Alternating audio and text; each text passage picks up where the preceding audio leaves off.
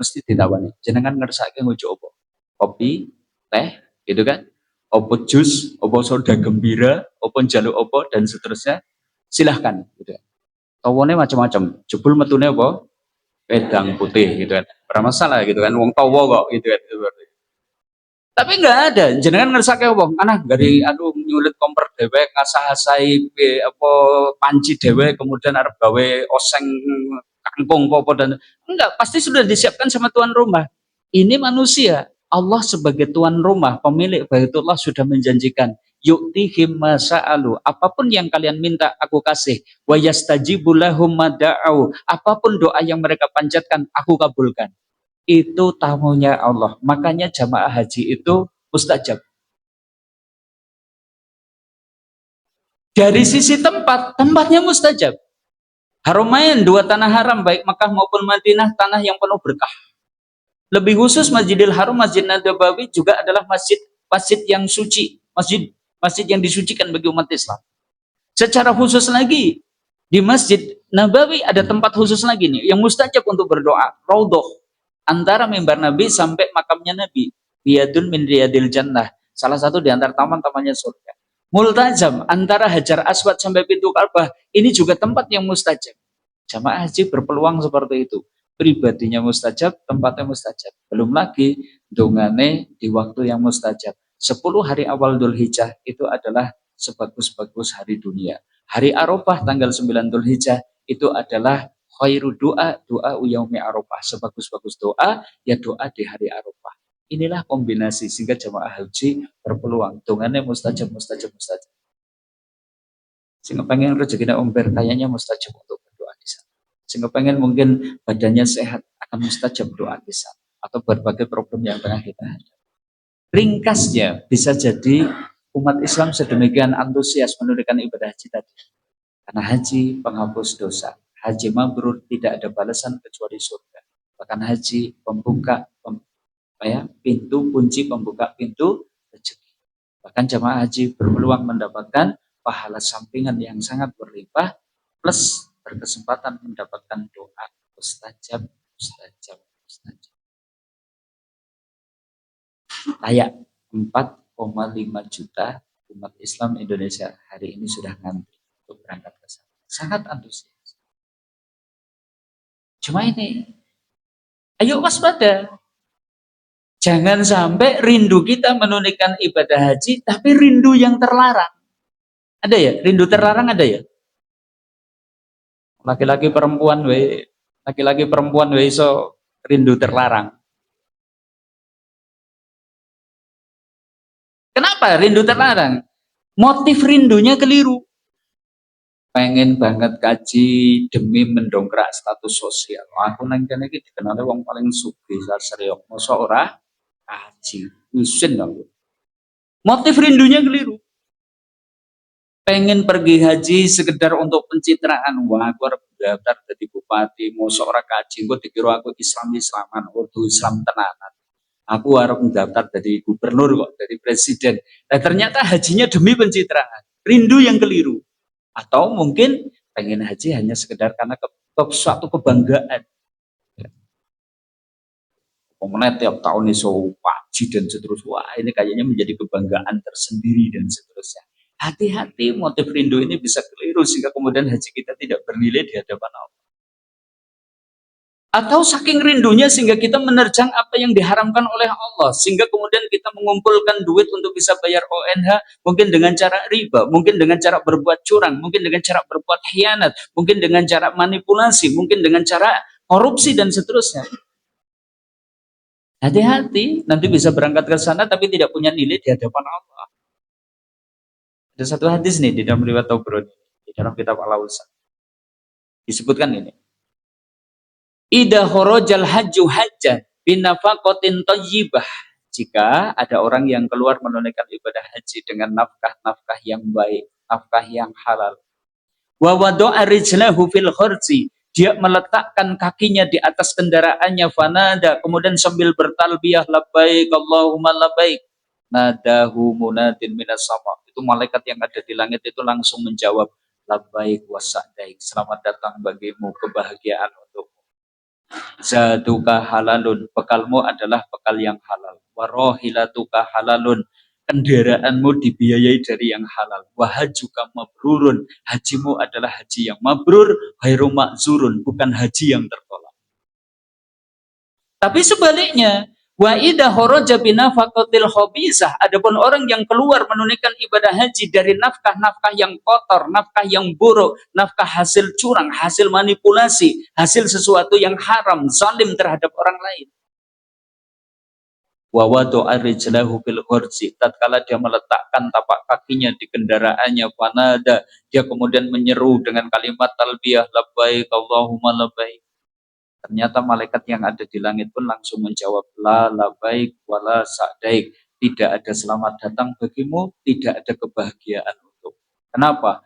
Zaduka haramun, bekalmu bekal dari yang haram. Wa nafaqatuka haramun, nafkah yang kamu keluarkan untuk ibadah haji juga dari yang haram. Wa hajuka khairu mabrurun, dan hajimu bukan dari haji yang mabrur. Ya pengen, tapi ya sudah, kita ikuti saja ritmenya Allah.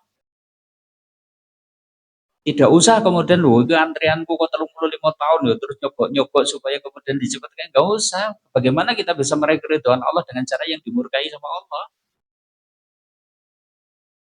Mungkin enggak ada orang yang sampai matinya tidak haji, tidak umroh, tapi derajatnya lebih tinggi daripada orang yang haji dan umroh? Mungkin enggak?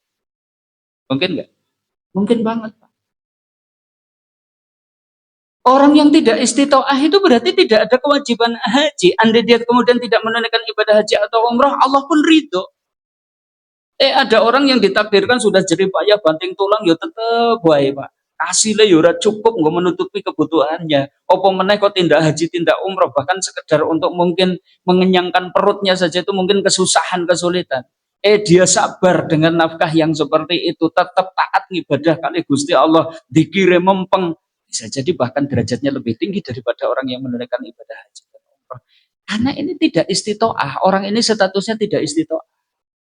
Tidak ada celah, tidak ada cacat, andai orang itu tidak menunaikan ibadah haji dan umrah. Nah justru ketika dia itu kok direwangi utang-utang dengan cara ribawi, direwangi dagang dengan cara curang, direwangi jadi pejabat kok kemudian melakukan manipulasi, meniso tindak haji, justru Allah tidak ridho.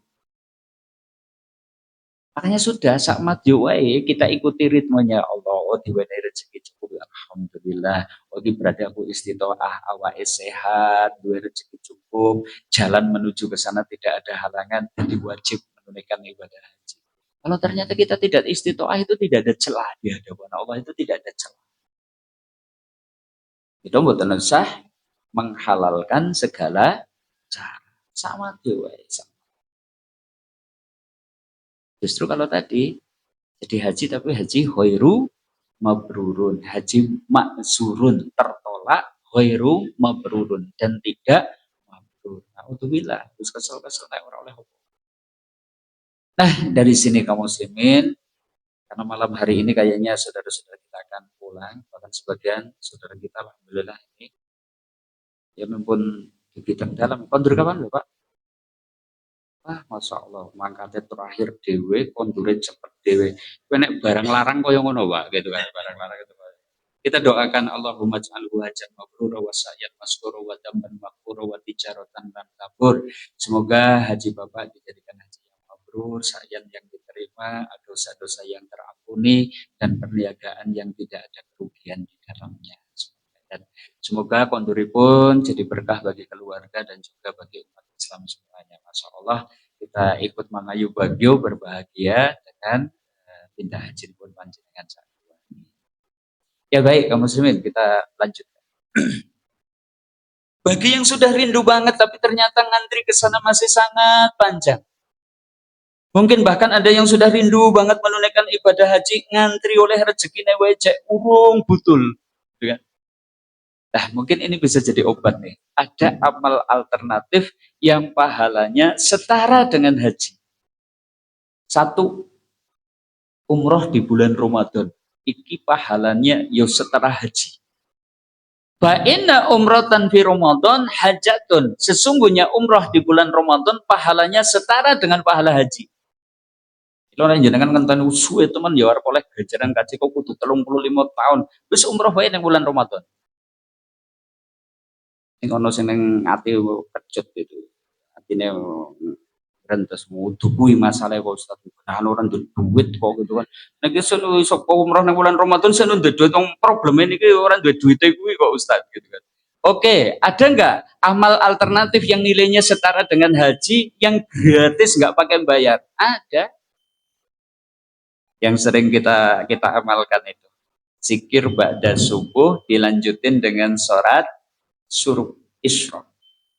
Man sholal hodata fi jama'atin, man sapa wonge sholat hodata, sholat teng wanci esuk. Hodah itu subuh. Fi jama'atin kanthi berjamaah. Satu sholat berjamaah subuh. Summa ko ada yadkurullah sak sampunipun salam sholat subuh ampun giri-giri aktivitas sanes genopo ko ada yadkurullah duduk berzikir kepada Allah. Arep maca Quran, arep wirid napa mak surat napa ikut kajian pada subuh.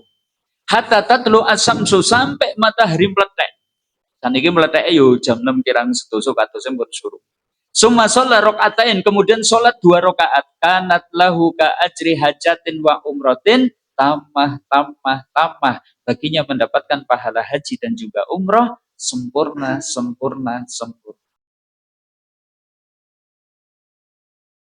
Cek kabutan. Wapet iku Ustaz, lah kula genah niku dodolan tahu, surunge subuh niku kudu pun dugi pasar. Gitu kan. Ora kober niku nek mangke bar salat subuh kon dadak dikir ngantek pletek srengenge yo pembeline wis bubar kabeh Ustaz, pasare wis bubar gitu kan. Wis monggo gitu kan. Ning mbok enten amal sing lebih ringan daripada itu Ustaz, ning nilainya setara dengan haji dan umroh. Oh ada, ini diantaranya. Belajar dan mengajar di masjid.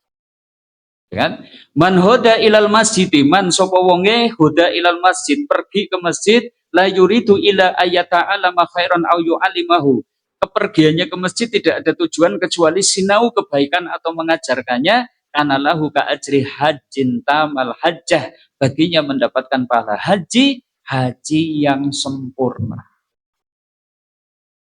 Jadi hari ini Masya Allah nih kita duduk di sini itu ternyata nanti pulang sebenarnya kita dapat pahala haji. Karena dari rumah wah aku makan masjid, wes sinau saya atau mengajar, dapat pahala haji, Pak. Apa jika betul aku aku paling abot niku Ustaz nek kan nglemprak teng masjid iku jen sikile niku anyes semutan wangsul niku gedhoke kaku sirahe mumet. Enten mboten amal sing luwih enteng timbang niku ning pahalane setara haji. Ada.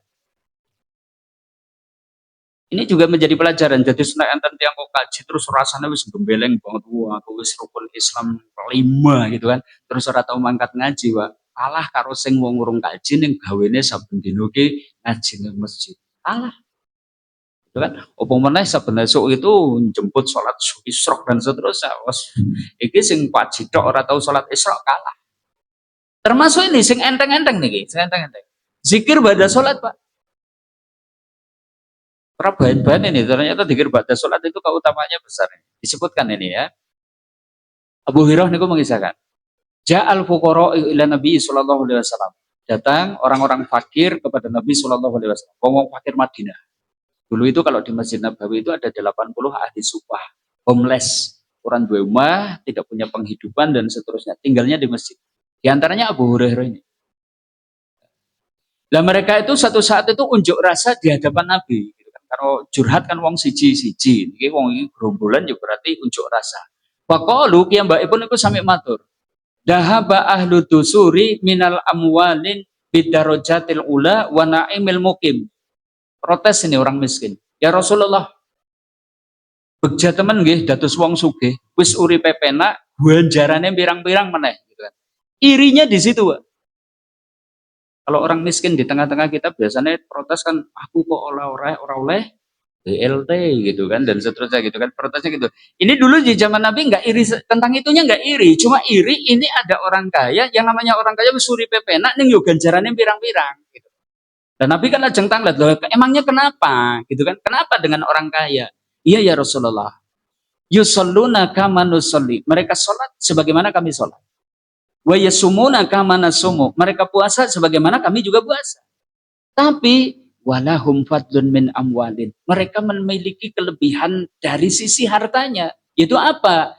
Yahujuna biha. Dengan kelebihan harta itu mereka bisa haji. Wa ya'tamiruna biha. Dengan kelebihan harta itu mereka bisa umrah. Wa yujahiduna biha. Dengan kelebihan harta itu mereka bisa berjihad. Wa yatasaddaquna biha. Dengan kelebihan harta itu mereka kemudian bisa sedekah. Sedangkan kami nggak bisa. Protesnya di situ. Wah, Nabi kemudian menanggapinya. Wis, ya, berisik.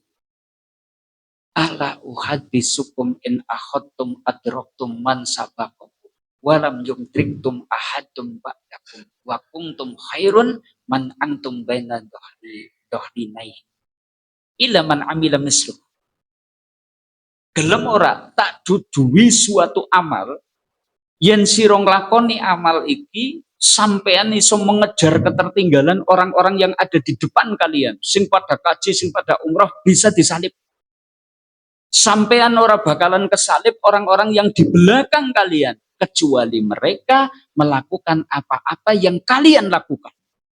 Wah, wong fakir Madinah bombonge pol Pak dikabari nggih ya Rasulullah, amal napa niku sing saged nyalip ganjaran haji, saged nyalip ganjaran umroh, sing nyalip wong sugih sing pada infak sedekah. Semangat banget ini para sahabat dari kalangan fakir itu kemudian semangat. Napa niku amalnya ya Rasulullah? Bila jangan tiko. Ini amalnya. Ya, tusabbihuna wa tahmaduna wa tukabbiruna khalfa kulli sholatin salasan wa salasina, yaitu bacalah tasbih, tahmid, takbir saben-saben rampung salat masing-masing 33 kali. Wah, keesokan harinya biasanya bar salat wes iku wong-wong fakir pada medekut anteng.